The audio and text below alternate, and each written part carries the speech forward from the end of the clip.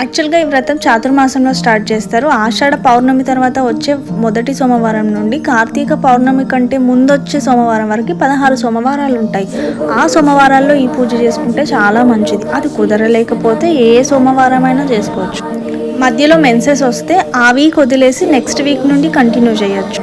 కాకపోతే స్టార్ట్ చేసేటప్పుడు మాత్రం ఫస్ట్ 2 వీక్స్ ద్వితీయ విఘ్నం రాకుండా చూసుకోవాలి.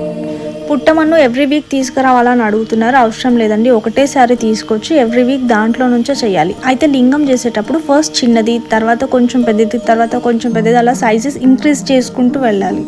ఈ వ్రతానికి సంబంధించిన బుక్స్ ఏ పూజ స్టోర్స్లో అయినా ఈజీగా దొరుకుతుంది. 16 సోమవారాల వ్రతం బుక్ అని అడిగితే ఇచ్చేస్తారు.